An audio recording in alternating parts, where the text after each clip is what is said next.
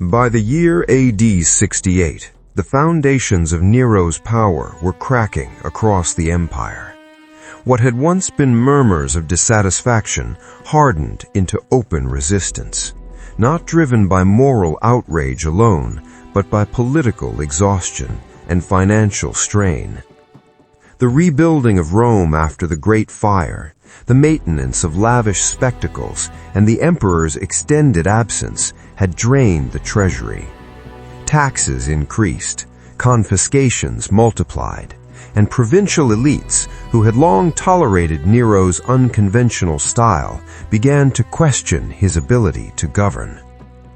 In the Roman world, loyalty depended not on affection, but on confidence, and that confidence was slipping away. The first major break came in Gaul.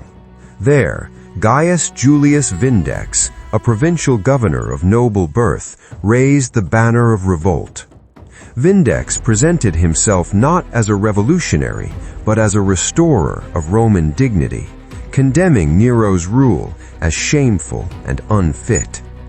Though Vindex's forces were defeated, his rebellion sent a dangerous signal.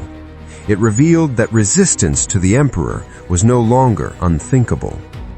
Soon afterward, Servius Sulpicius Galba, governor of Hispania, declared his opposition to Nero and positioned himself as an alternative ruler. Galba's move carried real weight, not because of ideology, but because he commanded legions.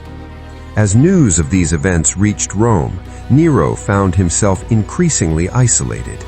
The Senate, long resentful and fearful, began to distance itself. Even the Praetorian Guard, whose loyalty had once been secured through careful patronage, wavered. When their commander shifted support toward Galba, Nero's position collapsed almost overnight. The emperor who ruled the Roman world now found himself abandoned by the institutions that sustained imperial authority. In June of AD 68, the Senate declared Nero a public enemy, formally withdrawing recognition of his rule.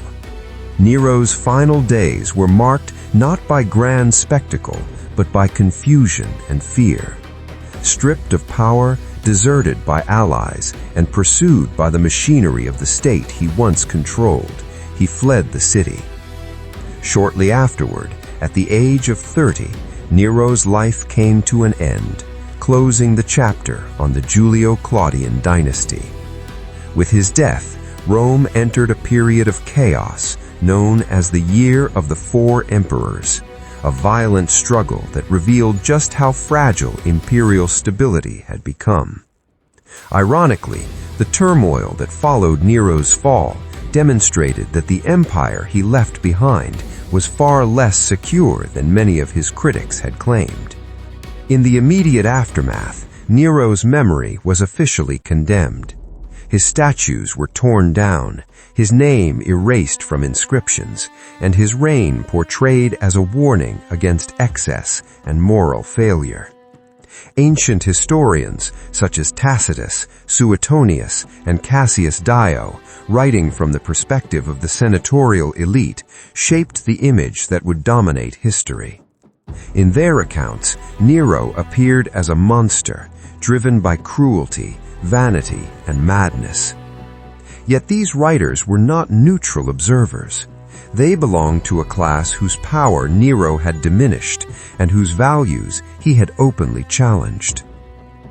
Over time, a more complex picture began to emerge. Modern historians, re-examining the evidence, have questioned how much of Nero's reputation was the product of political hostility and later myth-making. While his rule undoubtedly included brutality, repression, and disastrous decisions, it also contained periods of stability, administrative reform, and genuine popularity among ordinary Romans. Archaeological evidence supports the effectiveness of his rebuilding policies after the fire, and contemporary inscriptions suggest that Nero was remembered positively in some parts of the empire long after his death. Nero's artistic ambitions, once mocked as signs of decadence, can also be seen as part of a broader attempt to redefine imperial authority. He sought to rule through culture, spectacle, and emotional connection, rather than military fear. In doing so, he violated the expectations of Rome's ruling class, who believed power should be austere, distant, and firmly controlled by tradition. Nero's failure was not simply that he was cruel or extravagant, but that he tried to be something Rome was not ready to accept. An emperor who wanted to be admired as a human being, not just obeyed as a ruler. So, who was the real Emperor Nero? He was neither the innocent victim of propaganda nor the caricature of pure evil preserved in legend. He was a product of a violent dynasty, raised amid intrigue, shaped by manipulation, and elevated to absolute power at an age when few could bear such responsibility. He governed with moments of restraint and vision, but also with insecurity and fear. He challenged Rome's values and paid the price for doing so. His life reveals not only the dangers of unchecked power, but the fragility of reputation in a world where history was written by the survivors. In the end, Nero's legacy tells us as much about Rome as it does about the man himself. It is the story of an empire struggling to define authority, morality, and identity under one ruler.